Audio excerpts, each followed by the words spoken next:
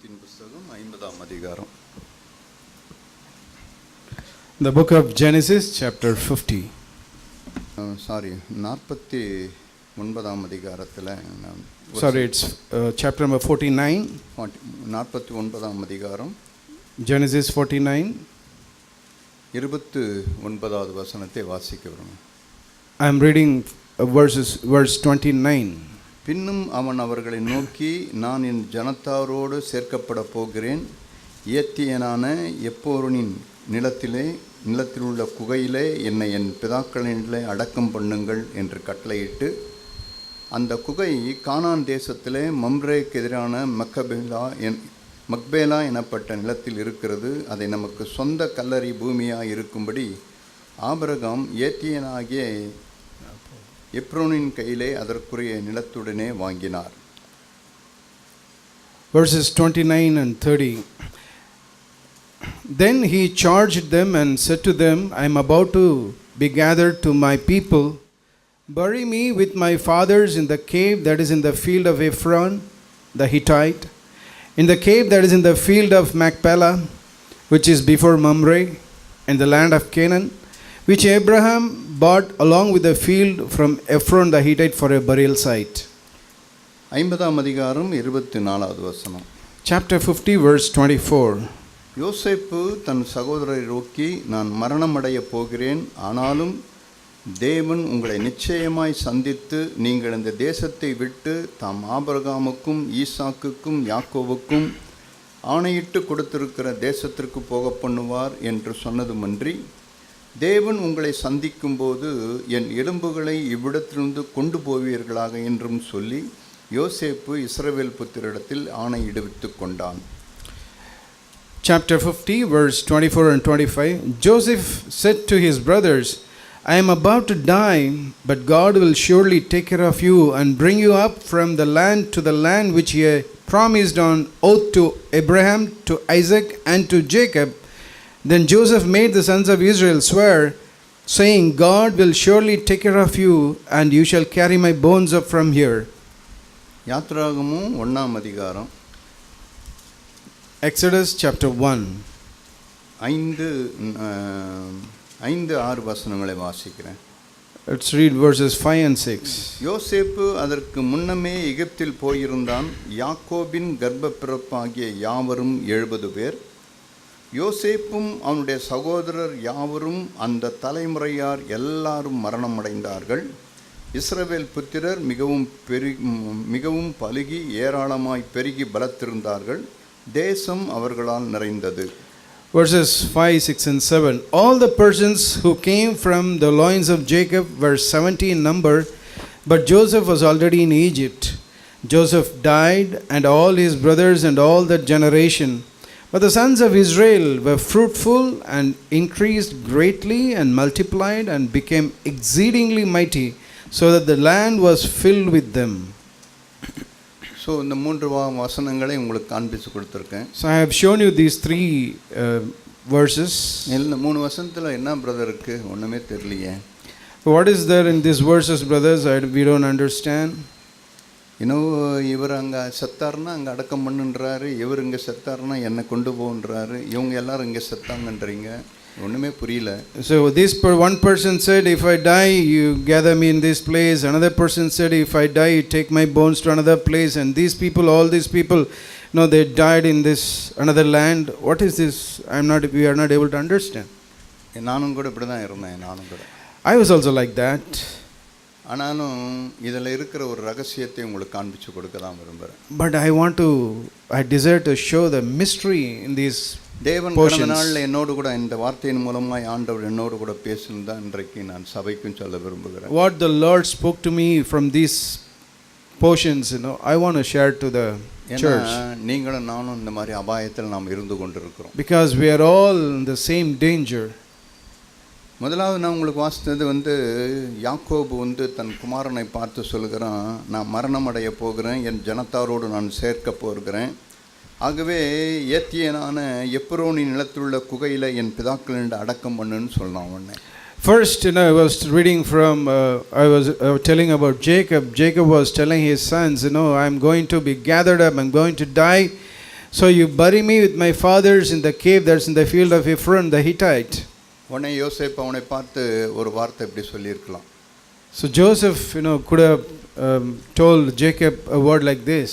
இல்லைங்கப்பா, நீங்கள் கானான் தேசத்துக்குலாம் நீங்கள் போக வேணாம், எகிப்திலே உங்களுக்கு நான் உங்களை அடக்கம் பண்ணுறேன். எகிப்தில் பெரிய பெரிய பிரமிடுகள்லாம் கட்டுவாங்க, நல்ல அழகான கல்லறையெல்லாம் கட்டி நல்ல ஜோடிப்பான கல்லறை இருக்கும். நீங்கள் அந்த கல்லறையில் உங்களை அடக்கம் பண்ணி ரொம்ப விமரிசையாக உங்களுக்கு நான் செய்கிறேன்.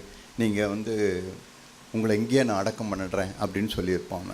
No, Joseph could have told, Father, you die in this place and we will bury you in this place, because Egypt is a good place where there are a lot of pyramids, and we will give you a grand burial in one of those pyramids. No, Joseph could have said something like that. நல்ல எல்லாரும் பார்க்குற மாதிரி எப்போ வந்தாலும் இந்த எகிப்துக்குள்ள வரும்போதெல்லாம் எல்லாரும் உங்களை பார்த்து, ஓஹோ இதுதான் யோசேப்பினுடைய அப்பா யாக்கோபனுடைய கல்லறையா அப்படின்னு எல்லாரும் அப்படியே பிரமித்து அதிசயமாய் பார்க்குற அளவுக்கு நான் சூப்பராக அந்த எகிப்திலே உங்களுக்கு ஒரு கல்லறை கட்டுருவேன் அப்படின்னாரு. So Joseph said, when you die, we will make a big a pyramid here, and we will bury you here, and so people from all over the land, when they come here and see your that sepulture, they will be delighted to see that. உடனே யாக்கோபு இருந்துட்டு, அப்படியா, ஓ அப்போ இங்கே எனக்கு ரொம்ப அழகான கல்லறை, நல்லா பெருசாக நல்லா பிரமிட் மாதிரி நீங்கள் கட்டிடுவேன், எல்லாரும் அப்படியே என்னை பார்த்து புகழ்ந்து எனக்கு ஒரு மேன்மையாக இருக்குல்ல அப்படின்னு சொல்லிட்டு யோசேப்பு அந்த மேன்மைக்கு அவன் அடிபணியில் அவன். But Jacob, did not yield to that desire to have a big tomb for his name, for him after his death. He didn't like that. He didn't desire such a. இல்லைப்பா, எனக்கு அவ்வளோ பெருசெல்லாம் வேண்டாம். எனக்கு எகிப்தில் நீ எவ்வளோ பெரிய நீ இதை கட்டினாலும் கூட எனக்கு அதில் விருப்பம் கிடையாது. I do not desire anything big, however be the big tomb you are going to build in Egypt. I don't like that. ஆனால் எனக்கு கானான் தேசத்தில் ஒரு குகை இருக்க, எவனுக்கும் தெரியாமல் ஒருவருக்கும் காண முடியாத ஒரு குகை வச்சிருக்குல்ல, அந்த குகையே எனக்கு போதும்னு சொன்னார். But there is a cave in the land of Canaan. Nobody knows about it. For me, that is enough. அங்கே குகை யாருக்குமே அவ்வளோ பளிச்சுன்னு எல்லாம் தெரியாது, ஏதோ எல்லாம் ஒரு குகை மாதிரி இருக்கும். அந்த குகையில் நானும் ஒரு சாதாரண அந்த குகையில் சாதாரண இடத்துல நான் அடக்கம் பண்ணிட்டு எனக்கு அது போதும் அப்படின்னு சொல்லிட்டார். So cave is a place where not everybody can see it thoroughly, but it's something hidden, and it's enough for me. If you bury me in that cave unknown to everybody, that's enough for me, fine for me. எனக்கு எகிப்தினுடைய மேன்மையெல்லாம் எனக்கு வேணாப்பா. I don't need the greatness of Egypt. ஆனால் எனக்கு சாதாரண கானான் தேசத்தில் இருக்கிற எனக்கு சாதாரண அந்த குகையே எனக்கு போதும். That ordinary cave in the land of Canaan, that is enough for me. அவன் அதை வாஞ்சித்தான். அப்படி he desired that. Jacob desired that. என்னுடைய ஒரு நாளும் என்னுடைய சரீரம் நான் செத்து போனதுக்கு அப்புறம் என்னுடைய சரீரம் எகிப்தில் ஒரு நாளும் வைக்கவே வைக்காது நீ. My body should not be in Egypt after my death. You should not keep there for one day in Egypt. எனக்கு எகிப்தே எனக்கு வேண்டாம். எனக்கு I don't need Egypt at all. எனக்கு சாதாரண அந்த குகையே எனக்கு போதும். That ordinary cave in Canaan is enough for me. என்னுடைய முற்பிதாக்கள் அங்க தான் அடக்கம் பண்ணப்பட்டாங்க. My fathers were buried there. நீ அங்கேயே கொண்டு போய்டு அப்படினா. Take me there to that place. யோசேப்பு தன்னுடைய தகப்பனுடைய காதை அப்படியே செய்து முடித்தான். And Joseph, he did what his dad told him exactly. கிராண்டா தான் எடுத்துட்டு போனான் போம்போதெல்லாம். He took him his body in a grand way. 50ஆம் அதிகாரம் 1ஆம் வசனத்தை நீங்க வாசித்து பார்த்தீங்கன்னா, if you read verses 1 in chapter 50, அவங்க தகப்பனை அவர் அடக்கம் பண்ண போகும்போது பார்த்தீங்கன்னா பெரிய 9ஆம் வசனம்லாம், ரதங்களும் குதிரை வீரரும் அவனோடு போனதினால் பரிவார கூட்டம் மிகவும் அதிகமாக இருந்ததுன்னு அப்படி எழுதப்பட்டிருக்கு. If we read in verse 9, they all there also went up with him both chariots and horsemen, and it was a very great company. நல்ல பரிவாரங்கள்லாம் பயங்கரமா அவரை கொண்டு போறாங்க. No, it was a very great company. procession அவ்வளவு வேகமா அவங்க கொண்டு போறாங்கன்னா எகிப்தில ஒரு கல்லறை கட்டிருந்தா எப்படி கட்டிருப்பாங்க பாருங்க. If this procession is so grand, and if they would have built a tomb for him in Egypt, how great it would have been. ஆனா இது என்ன தெரியுமா, யாக்கோபு இந்த உலகத்தினுடைய மேன்மையை வெறுத்தான் அவன். But Jacob, he hated the glory of the world, the greatness of the world. இதே பார்த்திருந்த யோசேப்புக்கு என்ன வந்துடுச்சுன்னா, அவனும் கூட ஒரு அடுத்த வார்த்தை அவனும் சொல்றான். And Joseph, who saw all these things, he was gripped by that, and he said something like that. 50ஆம் அதிகாரம் 24ஆம் And வசனம். chapter 50 verse 24. யோசேப்பு தன் சகோதரரை நோக்கி, நான் மரணமடைய போகிறேன், ஆனாலும் தேவன் உங்களை நிச்சயமாய் சந்தித்து இந்த தேசத்தை விட்டு தாம் ஆபிரகாமுக்கும் ஈசாக்குக்கும் யாக்கோபுக்கும் ஆணையிட்டு கொடுக்கிற தேசத்துக்கு போக பண்ணுவார் என்று சொன்னான். And Joseph said to his brothers, I am about to die, but God will surely take care of you and bring you up from this land to the land which he promised on oath to Abraham, to Isaac and to Jacob. அப்போ நீங்க என்ன பண்ணுங்க, உங்களை தேவன் போக பண்ணுவார். When the Lord takes care of you and bring you from this land, நான் மரணமடைய போகிறேன். I'm surely I'm going to die. இந்த எகிப்தில நான் பெரிய ஒரு கவர்னரா நான் இருந்து கொண்டிருந்தேன். I was a great governor in this land of Egypt. ஆகவே இந்த எகிப்தில என்னை நீங்க அடக்கம் பண்ணும்போது என் மேல ஒரு பெரிய பிரமிடு கட்டி இந்த எகிப்தில யோசேப்புன்னு ஒருத்தன் இருந்தான், அவன் இப்படி எல்லாம் பண்ணான்னு சொல்லிட்டு என்னுடைய பேர் பிரஸ்தாபத்தை என்னை மேன்மையா இங்க உன்னை செய்யுங்க அப்படின்னுலாம் யோசேப்பு சொல்ல. Joseph did not tell his brothers, he says, I was a governor, a great person here, and you have to build a great tomb for me in this place, like that of a big pyramid, my name written on that, so that everybody will be amazed on seeing that. Oh, Joseph didn't say something like that. 25ஆம் வசனத்துல என்ன சொல்றான் பாருங்க. We see here in verse 25. சந்திக்கும்போது, when God takes care of you, என் எலும்புகளை இவ்விடத்திலிருந்து கொண்டு போய்விடுவீர்கள். You shall carry my bones up from here. எனக்கு ஆணையிட்டு கொடுங்கள்னு சொல்லிட்டு அவங்க இடத்துல ஆணையிட்டு வாங்குகிறான். He made them to swear.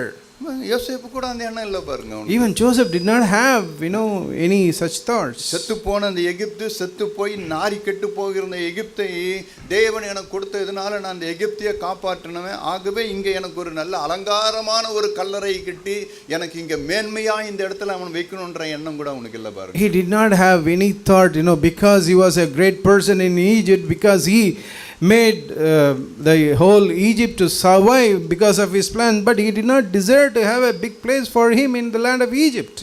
எலும்பு கூட இங்க வைக்காத நீ. He said, my bones, even my bones should not be here. என்னோட மாம்சம்லாம் அழிஞ்சு போய்டும். My flesh may it may decay. ஆனா என்னுடைய எலும்புகள்லாம் இருக்குல்ல அப்போ. But my bones will be there. என்னுடைய எலும்பு கூட இந்த எகிப்தில நான் விட கூடாதுன்னு. But I should not leave even my bones here in this place. என்னையும் கூட கொண்டு போய் அதே மாதிரி எங்க அப்பாக்கு இருந்த மாதிரி நான் என்னையும் கொண்டு போய் ஒரு குகையில கொண்டு போய் எங்கனா அடக்கம் பண்ணா அடக்கம், அங்கேயும் எங்க கொண்டு போய் அங்க கொண்டு போய் அடக்கம் பண்ணுங்க. Like we buried our fathers, bury my bones also in the same place in Canaan in a unknown cave. அவனுடைய வாஞ்சையை தேவன் நிறைவேற்றினார். The Lord fulfilled his desire. அவனும் கூட மேன்மை எதிர்பார்க்கல. He did not seek a honorable thing. ஆனா அவனோடு கூட இருந்த அந்த 11 சகோதரர்கள், but the 11 brothers who were with him. யாத்திராகமம் 1ஆம் அதிகாரத்துல பாருங்க. We read in Exodus chapter 1. 1ஆம் அதிகாரம் 6ஆம் வசனம் பாருங்க. Chapter 1 verse 6. யோசேப்பும் அவனுடைய சகோதரர் யாவரும் அந்த தலைமுறையார் எல்லாரும் மரணம் அடைந்தார்கள். Joseph died and all his brothers and all that generation.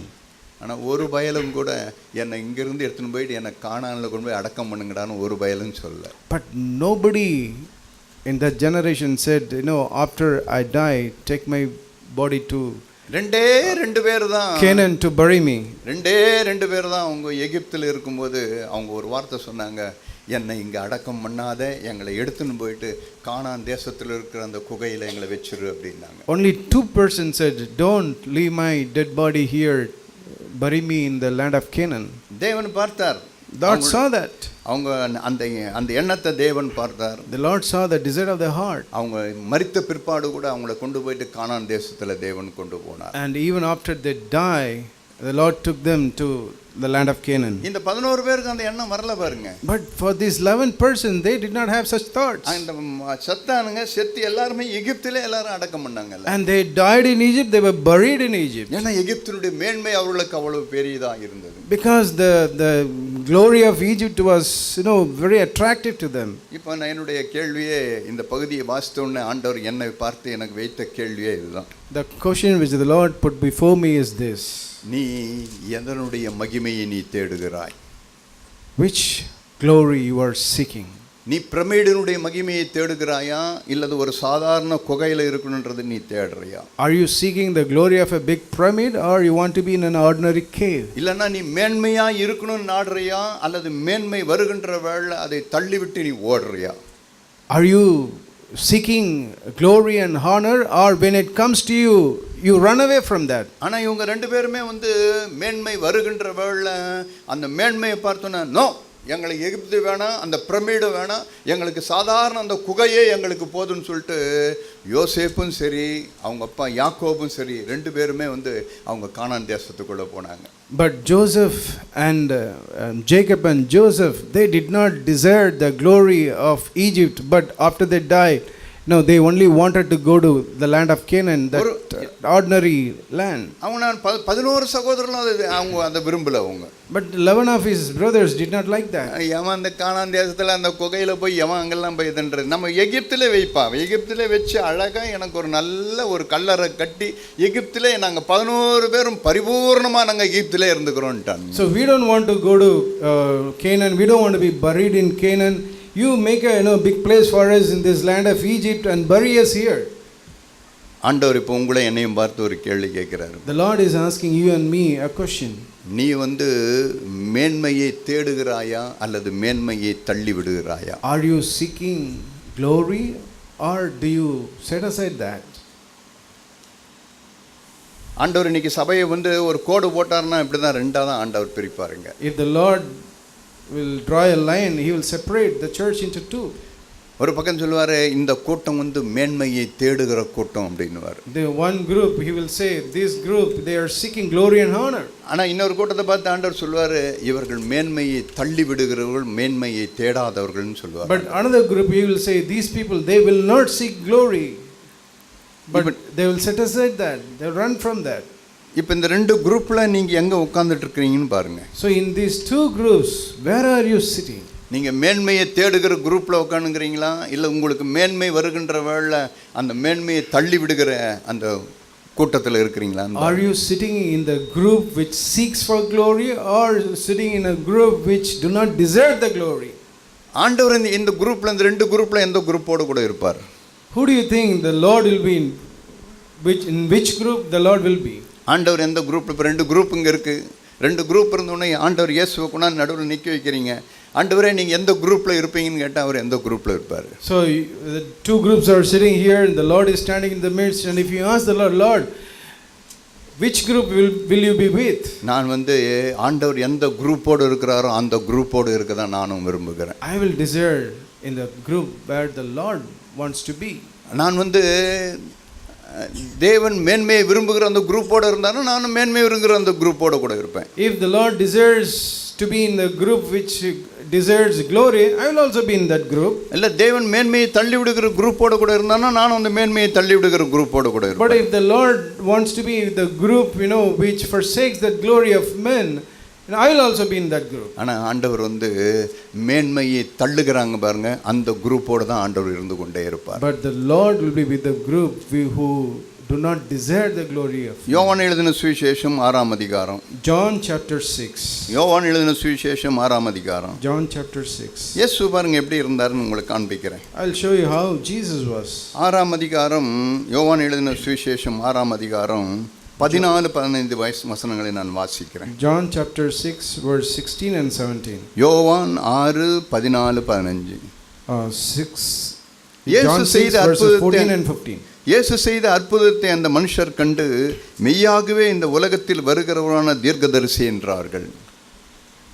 When the people saw the sign which he had performed, they said, this is truly the prophet who is to come into the world.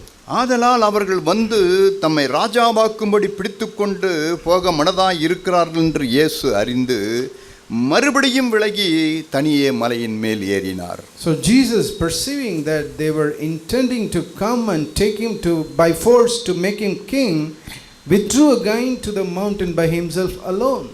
இயேசு பாத்தீங்களா எப்படி இருந்தாருன்னு? Do you see how Jesus was?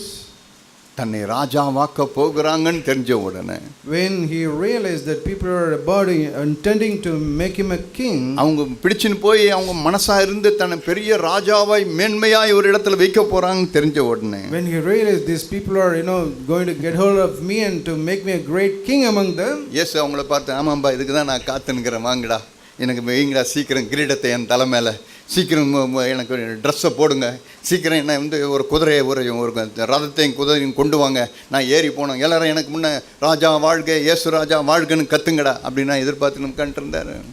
Jesus was sitting and waiting. Yeah, you make everything for me to be crowned as a king, and bring a chariot and bring me a new dress, the king's dress.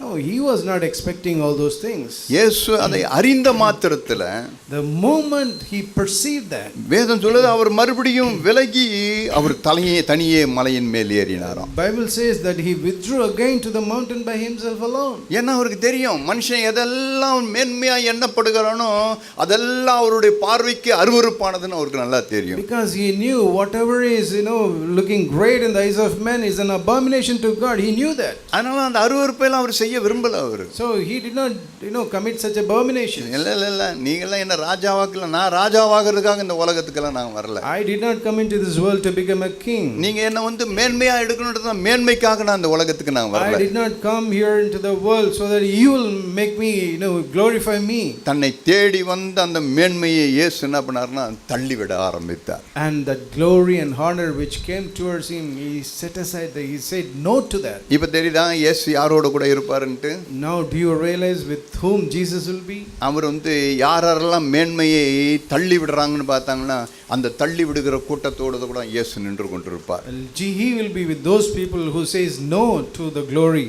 எப்பவுமே நமக்குள்ள ஒரு மேன்மையை தேடுகிற ஒரு சுபாவம் நமக்குள்ள எப்பவுமே நான் ஒரு மேன்மையாக இருக்கணும், நான் முதன்மையாக இருக்கணும், இல்லை நான் வந்து என்னை மேன்மைப்படுத்தணும் அப்படின்னு தான் நம்ம எல்லாரும் யோசனை உட்காந்துருக்கோம். We all always think about that we should be in the first place, people should respect me, and we always try to project ourselves in that way.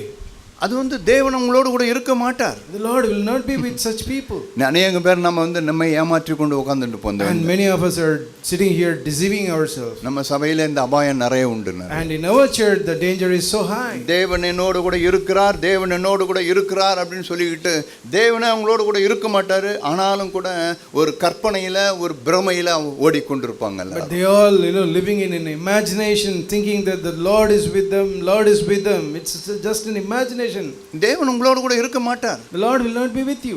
எப்போ நீங்க வந்து இந்த உலகத்தினுடைய மேன்மையை நீங்க தேட ஆரம்பிக்கிறீங்களோ அப்பொழுது ஆண்டவர் என்ன பண்ணுவார்னா, நோ என்னுடைய ஆவி உங்கள்கிட்ட இல்லை அப்படின்னு சொல்லிட்டு தேவன் வந்து அந்த இடத்தை விட்டு விலகி போயிடுவார். When the Lord sees that desire in our heart that we are seeking the glory of the world, the Lord will see that no, my spirit will not be here, and he will move from that place. நீ எகிப்தினுடைய பிரமிடினுடைய மகிமையை தேடுகிறாய். You are seeking the glory of the pyramid which is in Egypt. யாக்கோபு போல யோசேப்பு போல நீ வந்து ஒரு சாதாரண கானானில் இருக்கிற அந்த குகையை உனக்கு பார்க்கிறதுக்கு அருவருப்பா இருக்குது உனக்கு. But the cave, the ordinary cave which is in Canaan, which Joseph and Jacob valued it, for you it is a small thing, it's an abomination. ஆனா எகிப்தினுடைய பிரமிடு உனக்கு வந்து ரொம்ப மேன்மையா தெரியுது. But the pyramid that's in the world, that in Egypt, it looks great in your eyes. தேவன் பார்த்துனே இருப்பார் எல்லாவற்றையும். The Lord will see all these things. தேவனுடைய கடைசி நாட்களை நம்ம வாழ்ந்து கொண்டு இருக்கிறோம். We are living in the last days. லூக்கா எழுதின சுவிசேஷம் 17ஆம் அதிகாரம், Luke chapter 17.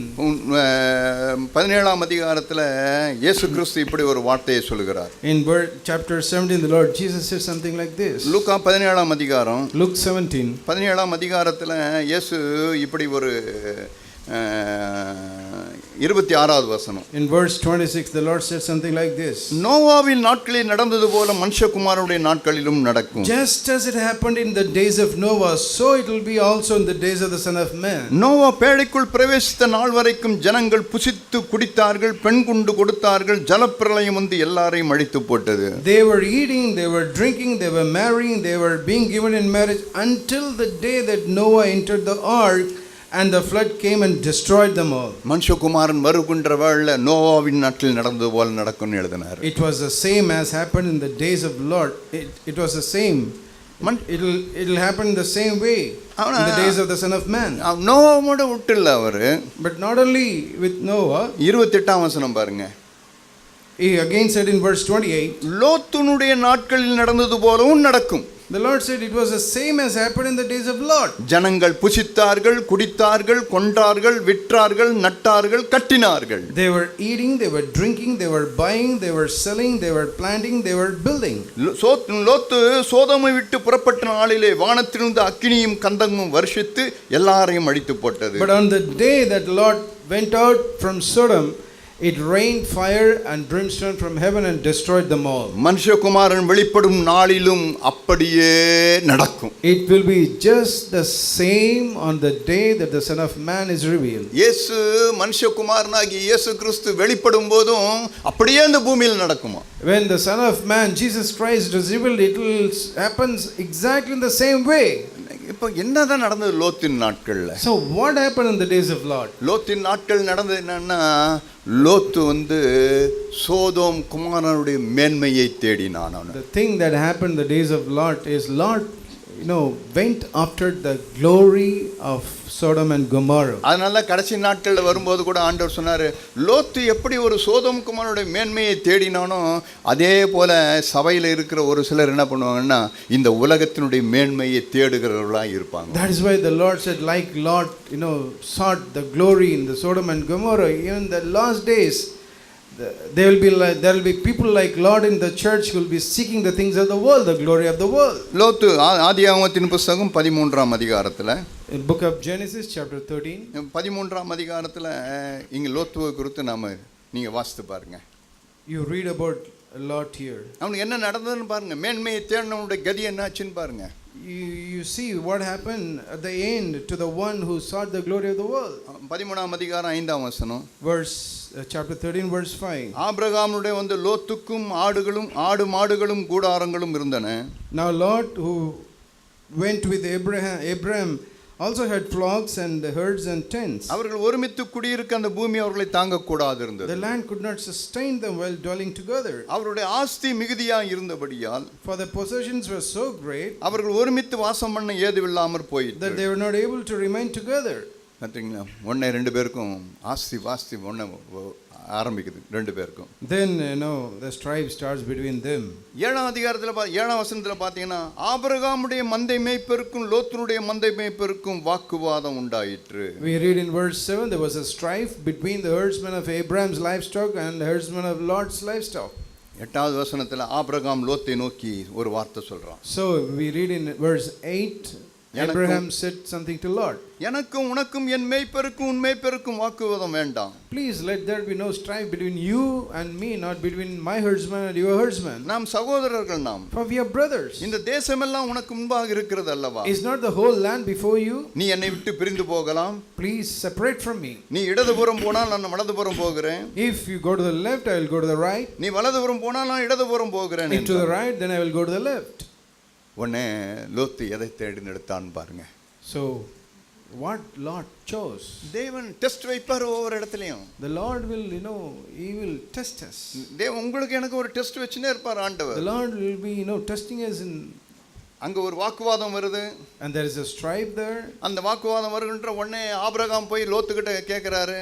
And Abraham goes and asks Lord, நீ வலதுபுறம் போனா நான் இடதுபுறம் போறேன். if you go to the right, I will go to the left. நீ வடக்கு போனா நான் தெற்கு போறேன். If you go to the north, I will go to the south. நீ கிழக்கு போனா நான் மேற்கு போறேன். If you go to the east, I will go to the west. நாம் ரெண்டு பேரும் சகோதரர்கள். We are brothers.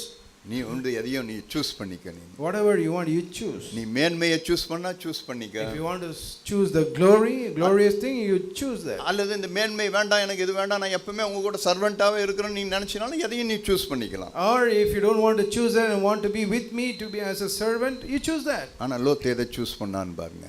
But see what Lot chose. 10வது வசனம் பாருங்க. Verse 10. அப்பொழுது லோத்து தன் கண்களை ஏறெடுத்து பார்த்து, Lot lifted up his eyes and saw. லோத்து யோர்தானுக்கு அருகான சமபூமி முழுதும் நீர் வளம் பொரிந்திருக்கிறத கண்டான். He saw the valley of Jordan, that it was well watered everywhere. அது கர்த்தருடைய தோட்டத்தை போலவும் எகிப்து தேசத்தை போலவும் இருந்தது. This was before it was like the land of garden of the Lord, like the land of Egypt. ஏன் லோத்து அதை தேர்ந்தெடுத்தான்? Why did Lot chose that? ஏன் அதை தேர்ந்தெடுத்தான்னா, அங்கே போனால் ரொம்ப நல்ல மேன்மையாக வளரலாம், நிறைய இருக்கும், காசு இருக்கும், ஏன்னா மனுஷர்களுக்கு முன்பாக நான் மேன்மையாக இருக்கலாம், நல்ல ஒரு பெரிய பங்களா கட்டலாம், வீடு கட்டலாம், பெரிய தோட்டம் துறவெல்லாம் வச்சுக்கலாம், எல்லாம் தோப்பு துறவெல்லாம் இருந்துக்கிட்டு பெரிய ஆள் நம்ம பெரிய ஆள் நம்ம காட்டலாம் அப்படின்ற அந்த மேன்மைக்கு அடிபணிந்தான் லோத்து. And Lord surrendered himself to the greatness, to the glory that the Sodom and Gomorrah would give, because when he goes there, he knew that he can have a name for himself, build a big house, bungalow for himself, and have all the wealth. எகிப்து போலவே இருந்ததாம் அது. It was like the land of Egypt. எகிப்தினுடைய அந்த கவர்ச்சி, எகிப்தினுடைய அந்த beauty அவனை என்ன பண்ணிச்சுன்னா அப்படியே அவனை சொக்கி போட்டு அவனை இழுத்துடுச்சு அவனை. You know, the attractions of Egypt enticed him. பார்த்தீங்களா, மேன்மையை விரும்பினான் அவன். He desired the glory and the honor. மனுஷகுமாரன் வருகின்ற வேளையில் மனுஷர்கள் மேன்மையை விரும்புகிறவளா தான் இருப்பாங்க. When the Son of Man comes, men will be seeking glory and honor. மேன்மையா இருக்கணும் நான். I want to be a great person. நான் எல்லாம் எனக்கு நீர்வளம் புரிஞ்சிருக்குதா நான் இருக்கிறேன் நான். And I should be in a place well watered. எல்லா மனுஷர்களுக்கு முன்பாக நான் மேன்மையாய் நான் வாழ்ந்து கொண்டிருப்பேன் நான். I should be living before everybody, as a great person. மேன்மையா இருந்தனுடைய கதி உங்களுக்கு தெரியுமா உங்களுக்கு? But do you know what is the end of that person who lived in greatness? அந்த மேன்மையின் மத்தியில் அவன் வாழ்ந்து கொண்டிருக்கின்றவன் என்ன தெரியுமா நடந்தது? You know what happened when he was living on such glory and honor? லோத்துவோடு கூட தேவன் இல்லை. God was not with Lot. லோத்து அங்க சோதோம் குமரா போகும்போது தேவன் லோத்துவோடு கூட இருந்தாலும் நீங்க வேதத்துல வாசிக்கவே முடியாது. You cannot read in the Bible that when Lot entered into Sodom and Gomorrah, God was with him. No, you cannot read it. ஆனா தேவன் ஆபிரகாமோடு கூட இருந்தார். But God was with Abraham. ஆபிரகாமோடு கூட பேசிக் கொண்டிருந்தார். He was speaking with Abraham. நீ பயப்படாத Abraham, அதெல்லாம் ஒண்ணும் நீ பயப்படாத. You don't fear Abraham. The Lord was giving a promise. அவன் வேணும் மேன்மையை தெரிந்து கொண்டு அவன் போகட்டும். Let him seek the glory of the world. Go and go after that. நீ அத பத்தி நீ ஒண்ணும் கவலைப்பட்டுக்காத. You don't worry about all those things. நான் உன்னோடு கூட இருப்பேன் நான். I will be with you. இங்க வாசித்து பாருங்க அங்க எப்படி என்ன எழுதப்பட்டிருக்குன்னு. You read here what is written here. ஆண்டவர் பார்த்து 12ஆம் வசனம். Verse 12. ஆபிரகாம் கானான் தேசத்தில் குடியிருந்தான். Abraham settled in the land of Canaan. 14ஆம் வசனம் பாருங்க. Verse 14. லோத்து ஆபிரகாமை விட்டு பிரிந்த பின்பு, after Lot had separated from Abraham, கர்த்தர் ஆபிரகாமை நோக்கி, Lord said to Abraham, உன் கண்களை ஏறெடுத்து நீ இருக்கிற இடத்திலிருந்து வடக்கேயும் தெற்கேயும் கிழக்கேயும் மேற்கேயும் நோக்கி பார். Now lift up your eyes and look from the place where you are, northward, southward, eastward and westward. லோத்தோடு கூட சொல்ல ஆண்டவர். The Lord did not say these things to Lot. ஆபிரகாமோடு கூட சொன்னார். He said only to Abraham. அது என்ன குறிக்குது? What does that indicate? லோத்தோடு கூட தேவன் இல்ல.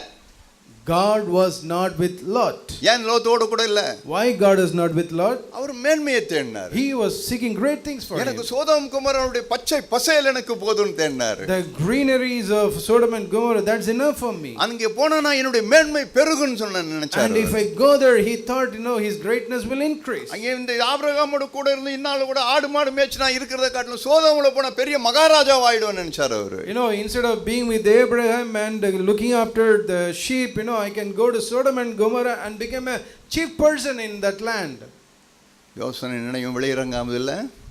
Is the Lord exposing your thoughts? சபையில உட்கார்ந்துகிட்டு இன்னும் மேன்மையை தேடின்னு உட்கார்ந்துக்கிறீங்கல்ல. You are still sitting in the church, or you are still seeking the glory of men, no? நீங்கள் ஆவிக்குரிய லோத்துக்கள் நீங்க. You are spiritual Lord sitting here. Abraham இல்ல. You are not Abraham like Abraham. Abraham உண்டு இங்கே, Abraham உண்டு இங்க. There are Abrahams here. ஆனா அநேக லோத்துக்களும் உண்டு. But there are many Lots here. ஏன்னா மனுஷனுடைய மேன்மையை தேடுகிறவர்கள். Because they are seeking the honor of man. உலகத்தினுடைய மேன்மையை தேடுகிறவர்கள். Seeking the greatness in the world. உலகத்தின் மேன்மையை பார்த்தோனே அப்படியே மோங்குப்புற விழுந்து நமஸ்கரிக்கிறவர்கள். And those who are now falling on their face before the greatness of the world. தேவன் பார்ப்பார் அவர். The Lord will see. நான் அந்த கூட்டத்தோடலாம் நான் இருக்க மாட்டேன். I will not be with such people. நீ லோத்து நீ வேணா அந்த கூட்டத்தோட கூட போ. Lord, if you want, you can be with that group. நான் அந்த கூட்டத்தோட இருக்க மாட்டேன். I will not be with that group. நான் ஆபிரகாமோடு கூட இருக்க போகிறேன். I'm going to be with Abraham. நான் ஆபிரகாமோடு கூட பேசுவேன். I will speak to Abraham. நான் ஆபிரகாமோடு கூட உறவாடுவேன். I will converse with நான் ஆபிரகாமை மாத்திரமே ஆசீர்வதிப்பேன். I will bless only Abraham. பாத்தீங்களா? Have you seen that? லோத்து மேன்மையை தேடினான். Lord sought the greatness. என்ன நடந்தது தெரியுமா காரியங்கள்லாம்? You know what happened? வருடவே அவன் சொத்து சுதந்திரம்லாம் இழந்து போனான். He lost everything one day. ரெண்டாவது என்ன தெரியுமா அவனுக்கு நடந்தது? You know what happened after that? அவனுக்கு 2 பொண்ணுங்க. He had 2 daughters. ரெண்டே பொண்ணுங்க அவனுக்கு. Only 2 daughters. ஆனா அந்த 2 பொண்ணுக்கும் மாப்பிள்ளை எங்க தெரியுமா பார்த்தான்? But you know where he, தெரியுமா உங்களுக்கு எங்க பார்த்தான்? took partners for his daughters? லோத்து தன் 2 பொண்ணுக்கும் மாப்பிள்ளை எங்க பார்த்தான் தெரியுமா? Do you know where Lord sought partners for his daughters? Sodom குமாராலே மாப்பிள்ளை பார்த்தான். In Sodom and Gomorrah. ஏன்? Why? நீ வெளியே வர வேண்டியதானே? Why you are not coming out? நீ வேணா உன்னுடைய இடத்துல உன்னுடைய தேசத்துல உன்னை பார்த்து உன்னை இதுன்ற இடத்துல நீ வந்து பொண்ணு பார்க்க மாப்பிள்ளை பார்க்க வேண்டியதானே? You could go to your own people and look for a partner. உன் 2 சொந்த பொண்ணுயா, உன் 2 சொந்த பொண்ணு. It's your own daughter. நீ 10 மாசம் சுமந்து பெற்றெடுத்த புள்ள அது. The daughters whom you bore. நீ வந்து கண்ணும் கருத்துமா வளர்த்த 2 பொண்ணுயா அது. You only brought up those 2 daughters. ஆனா அந்த 2 பொண்ணுக்கு மாப்பிள்ளை நீ எங்க பார்த்த? But where were you looking for partners for them? Sodom குமாரால பார்த்த. In Sodom and Gomorrah. நீ மேன்மையை தேடின, அதனால மேன்மையா இருக்கிறவங்க இடத்துல போய் பொண்ணு பார்க்க மாப்பிள்ளை பார்க்கற நீ. You sought the greatness and that is why you are going to people who are great. மாப்பிள்ளை நல்லா பெருசா இருக்கணும். The partner should be, the bridegroom should be good looking, have a lot of money. அவர் car bungalow, அவருக்கு வீடு தோட்டு தொரவு எல்லாம் இருக்கணும். You should have all the wealth. நீ அதனால போய் அவங்க கிட்ட போய் பார்த்த. And that is why you went after them. ஆனா வேதம் என்ன தெரியுமா சொல்லுது அவங்கள பத்தி? But you know what the word of God is saying? பரியாசக்காரர்கள், பாவத்தினால் நிறைந்தவர்கள், ஆகவே தேவன் வானத்திலிருந்து அக்கினி இறக்கி அந்த 2 பேரையும் தேவன் சாகடிச்சார். They are scoffers, they did not fear God, and the Lord sent fire from heaven and killed them. நீ பார்த்த மாப்பிள்ளை பாரு. You see the bridegroom, தேவனுக்கே look பொறுக்கல. for your daughters. தேவனுக்கே பொறுக்கல. The Lord could not bear it. அவர் பார்த்தார், இப்படி பரியாசக்காரனும் பாவத்தினால் நிறைஞ்சிருக்கான் உன் பொண்ணுக்கு மாப்பிள்ளை பார்த்துங்கற? Are you looking for scoffers and who don't fear God as a bridegroom for your daughter? அவங்க எல்லாரும் அவங்க 2 பொண்ணும் தப்பிச்சாங்க. The 2 daughters, even though they escaped. Lot தப்பிச்சான். Lot escaped. அவன் மனைவி தப்பிச்சா. His wife escaped. அப்ப 2 மருமகனும் வர வேண்டியதானே? Then those 2 bridegroom, his son-in-law should come out, no? எல்லாரையும் கையை பிடிச்சி இழுத்துட்டு வந்தவர், எப்ப நீங்க 2 பேரும் வாங்கடா டேய், அந்த பொண்ணுங்களுக்கு மாப்பிள்ளை உங்களை பார்த்தாச்சுடா வாங்கடான்னு இழுத்துட்டு வர வேண்டியதானே? He took hold of all the other 3, but he could have done the same thing with his son-in-laws also. அவனுக்கு சொன்னா பைத்தியக்கார மாதிரி பேசாத போயா அப்படின்ட்டாங்க. But they scoffed at him. அடிக்க போறாராம், பரியாசம் பண்ண ஆரம்பித்தாங்க. And they were scoffing at him. அவங்களுக்குள்ள பாவம் இருக்க ஆரம்பித்தது. And there was sin in them. அந்த பாவம் பூரணமாய் அவர்களுக்குள்ளும் பெருகி இருந்தது. And that sin was full in them. தேவன் சோதோம் குமாரை அடிக்கும்போது அவங்க 2 பேரையும் அழிச்சு போட்டார். When God destroyed Sodom and Gomorrah, he destroyed them, those 2 people also. நான் பார்ப்பேன் அப்பப்ப லோத்துவை. லோத்து நான் அப்பப்ப நினைப்பேன் நான். I will think of Lord often. 2 பொண்ணு கூட ஒழுங்கா உனக்கு மாப்பிள்ளை பார்க்க தெரியல. You could not able to find a right partner for your just 2 daughters. Lot, Lord, லோத்துனுடைய ஆவி உனக்குள்ள இருக்கிறபடினால, because you have the spirit of Lord, நீ மேன்மையை தேடுகிறாய். you are seeking something great. நீ மேன்மையை தேடினால உனக்கு என்ன நடந்ததுன்னு பாரு. What happened to you because you saw the greatness? உன் பொண்ணுங்களுக்கு கூட உனக்கு ஒழுங்கா மாப்பிள்ளை பார்க்க தெரியல. You could not get the right person for your daughter. மேன்மையா இருக்கிறானா? Is he great? நல்ல இதுவா இருக்கிறானா அப்படின்னு தான் நீ பார்த்த நீ. Is he good looking? That's what you saw. நீ தேவனுக்கு பயந்தவனான்னு பார்த்தியா? Did you see whether that person feared God? நீயே பயப்படல ஆண்டவருக்கு. You did not fear God in yourself. மேன்மையா தெரிகிறதெல்லாம் தேவனுக்கு அருவருப்பாய் இருந்தது. But whatever is look great in your eyes is an abomination to God. நான் பார்த்திருக்கேன் அந்த மாதிரி நிறைய நம்ம சபையில. I have seen such things in our church. மேன்மையை தேடுகிறவர்கள். Those who seek the greatness. லோத்துக்கள். The lords in our church. தேவன் அவங்களோடு கூட இல்ல. God is not with them. தேவன் அவங்களை இரக்கமா இருந்து அவங்களை வந்து தேவன் தப்புவிக்கும் போது கூட, even when God was merciful and tried to take him away from the danger, அவங்க எல்லாம் சோதோம் குமாரில இருந்து வெளியே வராங்க. அவங்க எல்லாரும் they are all coming out of Sodom and Gomorrah. உடனே லோத்தின் மனைவி திரும்பி பார்க்கறா. But Lord's wife, he turned back. அவ உப்பு தூணாய் மாறி போய் became a pillar of salt. சரி, அடுத்த ஆண்டவர் சொல்றாரு மலை தேசத்துக்கு ஓடி போப்பான்றாரு. The Lord will say to him, you run to that mountain place. நான் அது கூட ஓடி போக மாட்டேன்றான் அவன். No, he will say, no, I cannot run. நான் இங்க எங்கனா ஒரு சமபூமிக்கு ஓடி போறேன்றான். I'll go to this plain. அந்த சமபூமியில் ஓடி போனாலும் அங்கே அவனுக்கு பயம், அவனுக்கு அங்கே. But even when he want to go there, no, he had a fear. மறுபடியும் ரெண்டு பொண்ணுங்களை கூப்பிட்டு போயிட்டு ஒரு குகைக்குள்ள போய் நிற்கிறான். Then he entered into the cave with his 2 daughters. அந்த ரெண்டு பொண்ணுங்களை என்ன பண்ணுது பாருங்க. See what those 2 daughters were doing. தகப்பனுக்கு நல்லா ஊத்தி கொடுக்குதுங்க நல்லா. And they made their dad to தலைவர் நல்ல வெறி ஏறி போகுது. And he was full of he was in full. தன் சொந்த மகள்களே தன் தகப்பனோடு கூட வந்து உறவு கொள்ள ஆரம்பிக்கிறாங்க. And there was incest in there. இதெல்லாம் காரணம் என்ன? What is the reason? இதுக்கு ஆணிவேர் எங்க இருக்கு? What is the root for all these things? இதெல்லாம் மேல எல்லாம் இது கிளையும் இதெல்லாம் வந்து எல்லாம் பழமும் கிழமும் எல்லாமே மேல அப்படியே பூத்து அப்படியே தொங்கிட்டு கிடக்குது அதுக்கு. It's only the fruits and buds, that has come out. அதுக்கு ஆணிவேர் எங்க? But where is the root? வேர் நல்லா இருந்தா மரமும் நல்லா இருக்கும். If the root is good, then the tree will be also good. நீ முன்னேற சரியா போனாதானே பின்னேறும் சரியா வரும். If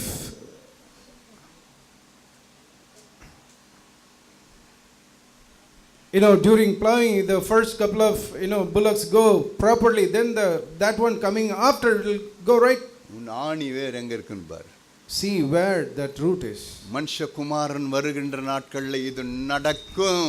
When the Son of Man comes, such things will take place. லோத்தின் நாட்களில் நடந்தது போல மனுஷகுமாரன் காலத்தில் நடக்கும். Just as it happened the days of Lord, it will be happening the days when the Son of Man come. பார்த்திருக்கீங்களா எப்படி? Have you seen that? லோத்து அவனுடைய முடிவு எப்படியாய் மாறினது பாருங்க. See the end of Lot. தேவன் அவனோடு கூட இல்லவே இல்லை. The Lord was not with him. முதல்ல தேவன் இதெல்லாம் சொல்லவே மாட்டாரு. But the Lord will not say initially. நாம நினைச்சுக்கிறோம் தேவன் முதல்ல எனக்கு எல்லாத்தையும் சொல்லி கொடுத்துருவாருன்னு நினைக்கிறோம். We think the Lord will teach me everything. தேவன் முதல்ல இதெல்லாம் சொல்லி கொடுக்கவே மாட்டாரு. The Lord will not teach all these things initially. லோத்து நீ Sodom கொமோராவை தேர்ந்தெடுக்காத. Lord, you don't choose Sodom and Gomorrah. நீ சோதோம் கொமோரா தேர்ந்தெடுச்சினா நீ வந்து உன் பொண்ணுங்களுக்கு வந்து மாப்பிள்ளை வந்து சோதோம் கொமோரால பாப்ப. If you choose Sodom and Gomorrah, you will look for bridegroom for your daughters only in Sodom and Gomorrah. நீ பார்த்த மாப்பிள்ளையை அந்த ஒரே நாள்ல நான் அழிச்சு போட்டுருவேன். I will destroy your son-in-laws in one day. அப்புறம் நான் வந்து உன் மனைவி வெளியே கொண்டு வந்து அவ பின்னால திரும்பி பார்த்தா உப்பு தூணா போய்டுவா. And again when I try to bring your wife out of Sodom and Gomorrah, she will become a pillar of salt. அப்புறம் நீ வெளியே வந்து ஒரு குகையில உட்கார்ந்து தங்கி இருப்ப. Then you will come out and will be staying in a cave. உன்ன ரெண்டு பொண்ணுங்கள உனக்கு நல்லா ஊத்தி கொடுப்பாளுங்க. And your daughters will made you to drink. நீ நல்லா வெறிச்சு எழுந்து உன் பொண்ணோடு கூடவே நீ உறவு கொள்ள ஆரம்பிப்பாய். And then you will be having a sexual intercourse with your daughters. லோத்துக்கு ஆண்டவர் முதல்ல சொல்லியிருந்தாருன்னா, what if the Lord had told all these things to Lot first? லோத்து சோதோமுக்கு போயிருக்கவே மாட்டான். The Lord would not have chosen Sodom and Gomorrah. ஆனா தேவன் அதெல்லாம் சொல்லி கொடுக்கிறது இல்ல. But Lord will not teach all those things. உங்க பொறுப்புல விட்டுருவாரு. He will lead to your. நீ மேன்மையை தேடுகிறாயா, மேன்மை வருகின்றவள் அந்த மேன்மையை உதறுகிறாயான்னு தேவன் பார்த்துனே. The Lord will be keep on seeing your heart when greatness comes, glory comes, whether you are going after that or running away from that. ஆனா லோத்து மேன்மையை உதறல. But Lord did not run from அந்த மேன்மையை அப்படியே பிடிச்சிட்டான். He got hold of that. நல்ல மேன்மையா இருக்கணும்னு நினைச்சான். He wanted to be a great person. நல்ல பெரிய ஒரு மேன்மையாய் வாழணும்னு யோசித்தான். He wanted to be living as a great man. தேவன் பார்த்தார், நான் உன்னோடு கூட இல்ல லோத்து. Lord saw that, Lord, I am not going to be with you. நீ மேன்மையை விரும்புகிறாய். நீ You are seeking greatness. இப்போ நீங்க சொல்லுங்க, லோத்தை விடுங்க. Leave Lot. You tell. Lodha உட்காந்துக்கிறீங்களாங்க? Are you sitting here like Lot? உலகத்தினுடைய மேன்மை தான் உங்களுக்கு வந்து பெருசா தெரியுதா? Are you seeing the greatness of the world so big? மேன்மை வருகின்ற வேளையில் இயேசு தன்னை ராஜாவாக்குறார்னு தெரிந்த உடனே அவர் தள்ளி விட்டது போல உங்களால் தள்ளி விட முடியுதா? Are you able to set aside that glory like our Lord Jesus did when people were trying to make him a king? இல்ல நான் இதுக்காக தான் வெயிட் பண்ணிட்டு இருக்கேன்னு சொல்லிருக்கேன். வேற ஒரு இயேசுவை நீங்க பின்பற்றுறீங்களா? Or are you following another Jesus who say, I am just waiting for to be made as a king? இன்னொரு மனுஷன் உங்களுக்கு காண்பிக்க விரும்புறேன் பாருங்க. I want to show another person. அப்போஸ்தலர் நடவடிக்கைகள் 14ஆம் அதிகாரம். Acts of the Apostles chapter 14. 14ஆம் அதிகாரத்துல வாங்க. Let's come to chapter 14. மேன்மை வருகின்ற வேளையில உதறி தள்ளின மனுஷர்களை பாருங்க. A man did not seek the greatness when it came to him. அப்போஸ்தலர் நடவடிக்கைகளின் புத்தகம் 14ஆம் அதிகாரம். Acts chapter 14. 14ஆம் அதிகாரத்துல பவுல் இப்படி ஒரு காரியத்தை செய்கிறார். Paul is doing something here. 14ஆம் அதிகாரம் 8ஆம் வசனம் பாருங்க. Verse 8. லிஸ்திராவிலே ஒருவன் தன் தாயின் வயிற்றில் பிறந்தது முதல் சப்பானியாய் இருந்து ஒருபோதும் நடவாமல் கால்கள் வழங்காதவனாய் உட்கார்ந்து பவுல் பேசுகிறதை கேட்டுக்கொண்டிருந்தான். At Lystra a man was sitting who had no strength in his feet, lame from his mother's womb, who had never walked. அவனை பவுல் உற்று பார்த்து ரட்சிப்புக்கேற்ற விசுவாசம் அவனுக்கு உண்டென்று கண்டான். This man was listening to Paul as he spoke, who when he had fixed his gaze on him and had seen that he had faith to be made well, நீ எழுந்து காலூன்றி நிமிர்ந்து நில் என்று உரத்த சத்தத்தோடு சொன்னான். he said with a loud voice, stand up, right on your feet. உடனே அவன் குதித்தெழுந்து நடந்தான். And he leaped up and began to walk.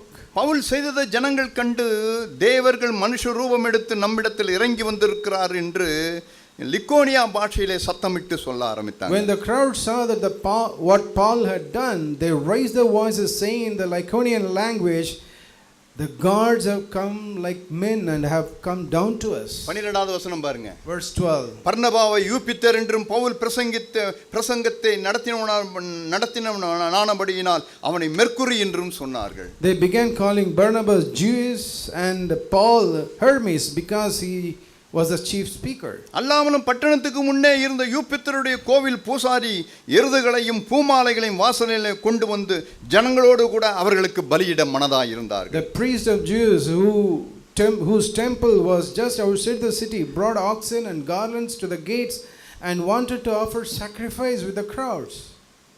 எப்படி இருக்கும் இந்த சூழ்நிலை? So how this situation would be? பவுலும் பர்னபாவும் ஆவியை பாருங்க. You see the spirit of Barnabas and Paul. உங்களுக்கு தெரியுதா? பவுலும் பர்னபாவின் ஆவி உங்களுக்கு தெரியுதா? Do you see the spirit of Paul and Barnabas? ஏன் சபையில பவுலும் பர்னபாவும் இல்ல தெரியுமா? Do you know why Paul and Barnabas are not there in the church? ஏன் உங்க இருதயம் நான் இதெல்லாம் பாக்கும்போது பவுல் நான் உன்னை லவ் பண்றேன் பவுல் அப்படினு சொல்ல தெரியுதா உங்களுக்கு? Are very able to say, Paul, I love you so much. On reading this, Pavul நேர்ல இருந்தா நான் ஓடி போய் உங்களுக்கு கட்டி பிடிக்க தெரியுமா அப்போ? Can you run to Paul when if he is here? ஆனா பவுலுடைய ஆவி எப்படி இருந்தது பாருங்க, உங்க ஆவி எப்படி இருக்குன்னு பாருங்க. See the spirit in Paul and judge yourself how your spirit is. அவன் பூமாலையும் பூஜாரி எருதுகளையும் பூமாலையும் கொண்டு வந்து வாசல்ல கொண்டு வந்து அவர்களுக்கு பலியிட அவன் மனதாய் இருக்கிறான் அவன். No, they wanted to offer sacrifice with the crowds, with they have no bringing oxen and garlands. அப்பொழுது பர்னபாவும் பவுலும் அதை கேட்டபோது, when Paul and Barnabas heard of it, அவர்கள் தங்கள் காலரை ஒழுங்குபடுத்திக் கொண்டு they checked their dress, தங்கள் கழுத்தை நீளமாக்கி கொண்டு they stood erect, சீக்கிரம் மாலையை போடுங்கள் என்று சொன்னார்கள். They said, put a garlands on us. சீக்கிரம் எருது வெட்டுங்கடா எங்க எதிர்க்குன்னு சொன்னார்கள். They told, to sacrifice the oxen immediately. உங்க பைபிள் அப்படி தான் எழுதி இருக்கோ? Is it written so in your Bible? ஆனா என் பைபிள் அப்படி எழுதல. But in my Bible it's not written like that. Bible எப்படி பவுலும் பர்னபாவும் அதை கேட்டபோது, when Barnabas and Paul heard of it, தங்கள் வஸ்திரங்களை கிழித்து கொண்டாங்க. They tore their robes. கூட்டத்துக்குள்ள ஓடுனாங்க. கூட்டத்துக்குள்ள They rushed out into the crowd. குசுகுசுன்னு பேசல அங்க போய். They were not whispering to each other. உரத்த சத்தமாய் and crying out, மனுஷரே ஏன் இப்படி செய்கிறீர்கள்? Men, why are you doing these things? நாங்கள் உங்களைப் போல பாடுள்ள மனுஷர் தானே. We are also men of the same nature as you. ஏன்பா இப்படி செய்றீங்க நீங்க எல்லாம்? ஏன்பா இப்படி செய்றீங்க நீங்க? Why you are doing such things to us? உடனே சட்டையை கிழிச்சிக்கிறானுங்க ரெண்டு பேரும். They tore the robes. உடனே உள்ள ஓடுறாங்க. They rushed out. அவன் 18ஆம் வசனம் பாருங்க. See in verse 18. இப்படி அவர்கள் சொல்லியும் தங்களுக்கு ஜனங்கள் பலியிடாதபடிக்கு அவர்களை அமர்த்துகிறது அவர்களுக்கு அரிதாய் இருந்தது. அவர்களுக்கு even saying these things with difficulty they restrained the crowds from offering sacrifice to பவுலும் பர்னபாவும் போராடுறாங்க. They were striving. வேணாம்பா எங்களுக்கு செய்யாதீங்க. So don't do it for us. இந்த மாலை எங்களுக்கு வேணாம்பா எங்களுக்கு. We don't need these garlands. இந்த எருதை தயவு செய்து பலியிடாதீங்க. Please don't sacrifice this oxen. நாங்க தேவர்கள் அல்ல நாங்க. We are not gods. யுத்தம் பண்றாங்க அவங்க. They were fighting. எதுக்காக யுத்தம் பண்ணாங்க? Why they were fighting? ஆண்டவரே இந்த மேன்மை எங்களுக்கு வேண்டாம் ஆண்டவரே. Lord, we don't need this greatness glory. ஆண்டவரே இந்த மனுஷிக மேன்மை எங்களுக்கு வேண்டாம். Lord, this greatness, the glory of men, we don't need. நீங்க எல்லாம் வாஞ்சிக்கிறனால உங்களுக்கு வந்துராது அதெல்லாம். அது just because you desire this, you wish these things, நீங்க it will not come to you. போராடுறீங்களான்னு தேவன் பார்த்துக்கினே இருப்பாரு. The Lord will see if you are striving against it. உன் சிந்தையில நீ போராடுறியான்னு பாப்பாரு. The Lord will see if you are striving against this in your thoughts. சூழ்நிலைகள்லாம் வருகின்ற வேளையில எனக்கு இந்த மனுஷிக மேன்மை வேணாம், இந்த எனக்கு மனுஷியோட இதெல்லாம் வேணாம்னு சொல்லிட்டு நீ அதுல போராடுறியான்னு தேவன் பார்த்துனே இருப்பாரு. The Lord will be looking at your heart whether you are striving, standing, not willing to receive the glory from men. அரிதா இருந்ததை அன்னைக்கு அவங்க நடத்தி காட்டினாங்க. அன்னைக்கு what was difficult they did on that day, accomplished. அதனால தான் அவங்க ரெண்டு பேரும் அப்போஸ்தலர்களா இருந்தாங்க. That is why they were apostles. அதனால தான் தேவன் பவுல் மூலமாய் அற்புதங்களை செய்ய ஆரம்பித்தார். That is why Lord started doing so many miracles. அதனால தான் பவுல் நிருபங்களை எழுதுகின்ற வேளையில காலாகாலமாய் அது அநேகருக்கு ஜீவனாய் மாறும்படி ஆண்டவர் செய்தார். That is why when Paul wrote the epistles, it was life giving epistles to for many thousands, for thousands of years. Pavul Gamaliel பாதத்துல படிச்சதனால கிடையாது. Not because he studied at the foot of Gamaliel. அவனுடைய இருதயத்துல இருந்த ஒண்ணு பவுலுக்கிட்ட. That desire, the one desire he had in his heart. ஆண்டவரே நான் ஒரு காலத்துல மேன்மையா இருக்கணும்னு நினைச்சேன். Lord, once upon a time I wanted to be a great person. நான் பெரிய ஆளா இருக்கணும்னு நினைச்சேன் ஆண்டவரே. I want to be a great man. ஆனா எனக்கு இந்த மேன்மை வேண்டாம். But I don't want this greatness, Lord. Pavul மேன்மையை உதறி தள்ளினான். Paul forsook the glory of தேவன் அவனை எப்படி ஆண்டவர் அவர் பவுலை உயர்த்தினார் பாருங்க. You see how Paul, God, exalted Paul. 2 சாமுவேலின் புத்தகம் 15ஆம் அதிகாரம். 2 Samuel chapter 15. 2 சாமுவேல் 15ஆம் அதிகாரம். 2 Samuel 15.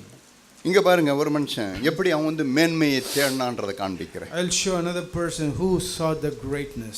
2 சாமுவேல் 15ஆம் அதிகாரம். 2 Samuel 15. 15ஆம் அதிகாரத்துல தாவீதுக்கு ஒரு குமாரன் இருந்தான்.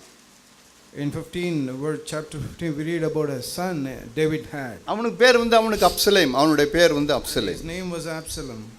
அவனுடைய எண்ணம் என்னன்னு சொன்னா எப்பவுமே மேன்மையா இருக்கணும்னு யோசித்தான். And his desire is to be a great. அதனால அவன் என்ன பண்ணான்? 16ஆம் அதிகாரம் 1ஆம் வசனம் பாருங்க. 16:1. And so we read in verse 1 of chapter 16. 16:1ல in 16:1 sorry 15 மன்னித்துக் கொள்ளுங்கள் 15:1 in verse 15:1 chapter 15:1 இதற்கு பின்பு அப்சலேம் ரதங்களையும் குதிரைகளையும் தனக்கு முன் ஓட 50 சேவகரையும் சம்பாதித்தான். Now it came about after this that Absalom provided for himself a chariot and horses and 50 men as runners before him. மேலும் அப்சலேம் காலைதோறும் எழுந்திருந்து பட்டணத்து வாசலுக்கு போகிற ஓரத்திலே நின்று கொண்டு Absalom used to rise early and stand beside the way to the gate. எவனாயிலும் தனக்கு இருக்கிற வழக்கு முகாந்தரமாய் ராஜாவினிடத்தில் நியாயத்திற்காய் போகும்போது and when any man had a suit to come to the king for judgment, அவனை அழைத்து நீ எந்த ஊரான் என்று கேட்பான். Absalom would call to him and say, from what city are you? அவன் உமது அடியான் இஸ்ரவேல் கோத்திரங்களில் ஒன்று கடத்த இன்ன ஊரான் என்றால், and he would say, your servant is from one of the tribes of Israel. அப்பொழுது அப்சலேம் அவனை நோக்கி, then Absalom would say to him, இதோ உன் காரியம் நேர்மையும் நியாயமாய் இருக்கிறது. see, your claims are good and right. ஆனாலும் ராஜாவினிடத்தில் உன் காரியத்தை விசாரிப்பார் ஒருவரும் இல்லை என்பார். but no man listens to you on the part of the king. பின்னும் அப்சலேம், moreover Absalom, வழக்கு வியாஜ்யம் உள்ளவர்கள் எல்லாரும் என்னிடத்தில் வந்து, he would say, oh that one would appoint me judge in the land. நான் அவர்களுக்கு நியாயம் செய்யும்படிக்கு என்னை தேசத்தில் நியாயாதிபதியை வைத்தால் நலமாய் இருக்கும். oh that one would appoint me judge in the land, that every man who has any suit or cause could come to me and I would give him justice. எவனாகிலும் ஒருவனை வணங்க வரும்போது, when a man come near to prostrate himself before him, அவன் தன் கையை நீட்டி அவனை தழுவி முத்தம் செய்வான். he would put out his hand and take hold of him and kiss him. இந்த பிரகாரமாக அப்சலேம் ராஜாவினிடத்தில் நியாயத்திற்காக வரும் இஸ்ரவேலர்கள் எல்லாரும் செய்து, in this manner Absalom dealt with all Israel who came to the king for judgment. இஸ்ரவேல் மனுஷருடைய இருதயத்தை கவர்ந்து கொண்டான். so Absalom stole away the hearts of men of Israel. பாத்தீங்களா? I've seen that. அவங்ககிட்ட இருந்தது ஒரு பொய். there was a lie in him. அவங்ககிட்ட இருந்தது மாய்மாலம். there was hypocrisy in him. ஆனா உள்ளத்துக்குள்ள அவனுக்குள்ள என்ன இருக்கு? but inside his heart, you know what it is? நான் ராஜாவாக வேண்டும். I want to become a king. நான் மேன்மையாய் வர வேண்டும். I should become a great person. எங்க அப்பா எப்ப மண்டை போடுவார்னு எனக்கு தெரியல. I don't know when my father will die. அண்ணன் எப்போ சாவான், திண்ணை எப்போ காலி ஆகும்னு எனக்கு தெரியல. I don't know when that king would die and that throne become empty. சில தம்பிங்களாம் அப்படி உட்காந்துட்டு இருப்பாங்க. You know, some brothers are like that. அண்ணன் எப்போ சாவான், when will the brother die, இந்த திண்ணை எப்போ காலி ஆகும், when will this seat will become empty. இதெல்லாம் அப்சலோமுடைய ஆவி. There's a spirit of Absalom. Absalom எப்படி இருந்தான் பாருங்க. See how Absalom was. எதுக்காக நீ இப்படி இருக்கிற, why you are like that.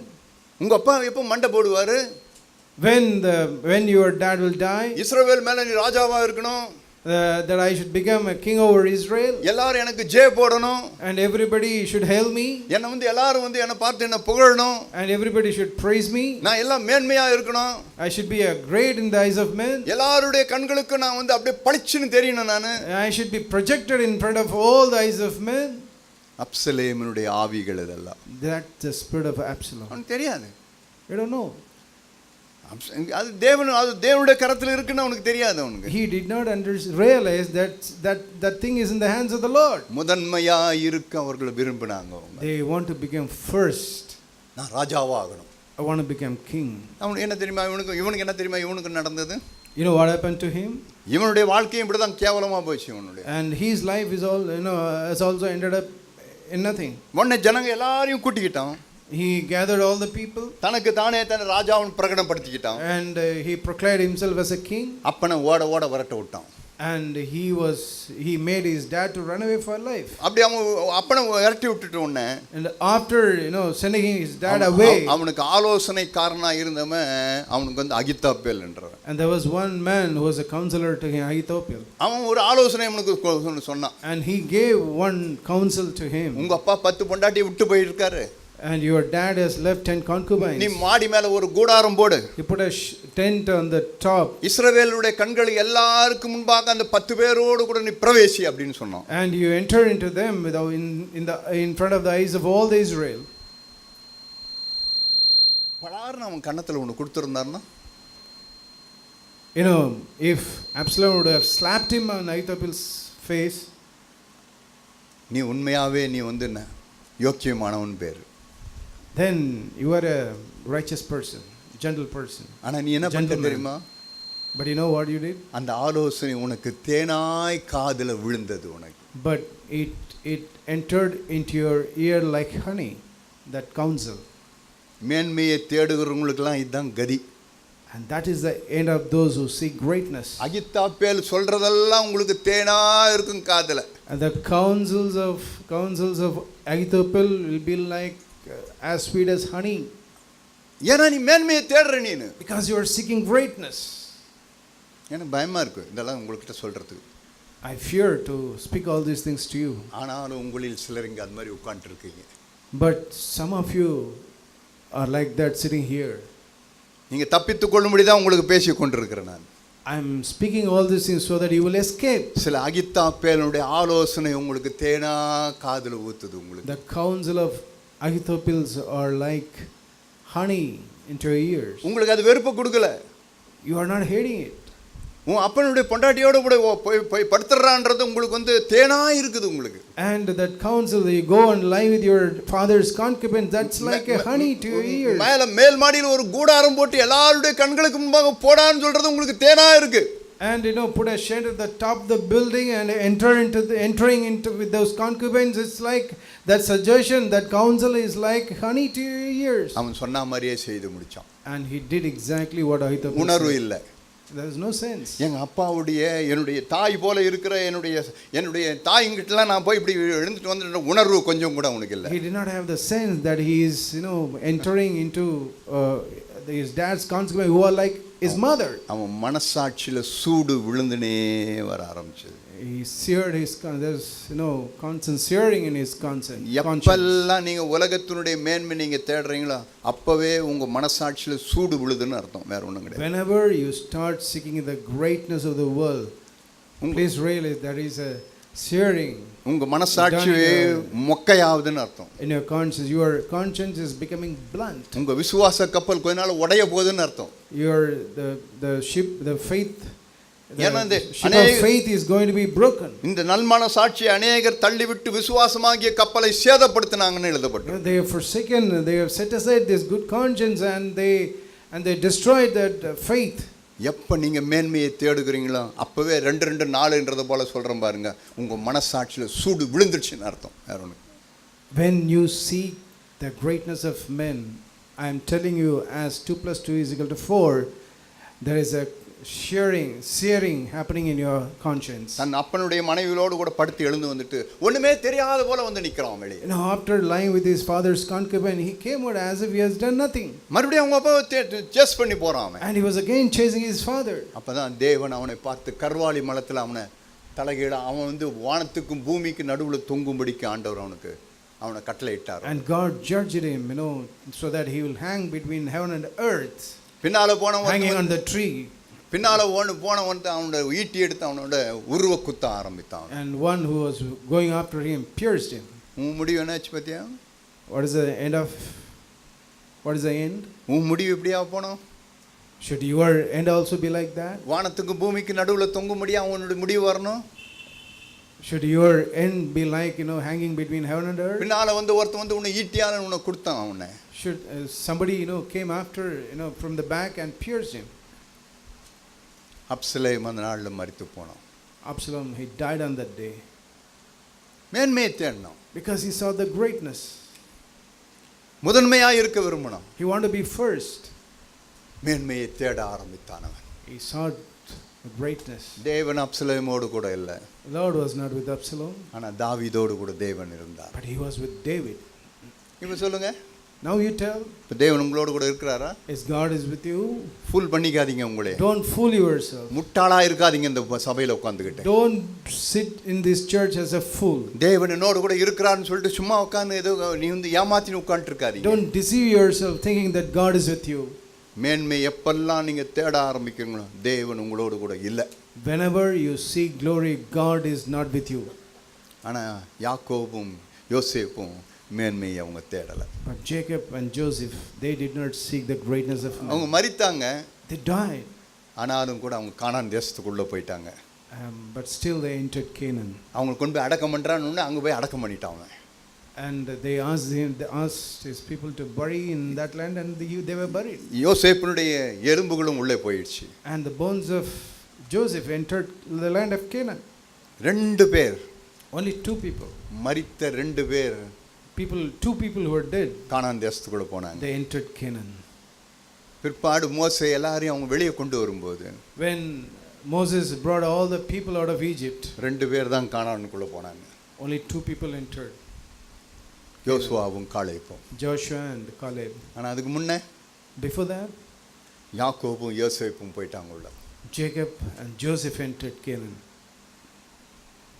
மேன்மையை தேடுறீங்களா? மேன்மையை தள்ளி விடுறீங்களா? Are you seeking greatness or are you forsaking greatness? அப்பத்தை விட போகிறோம் இந்த நாள்ல. We are going to break bread. அந்த அப்பம் எப்படிப்பட்ட தெரியுமா? அந்த சரீரம் எப்படிப்பட்ட தெரியுமா? Do you know how that body was? மேன்மையை தேடாதது. That body which never saw the greatness. தன்னை ராஜாவாக்க துடிக்கின்ற வேளையில அதை தள்ளி விட்டு தள்ளி விட்டு ஓடுன. And people were trying to make him a king. He forsook that and ran away from that.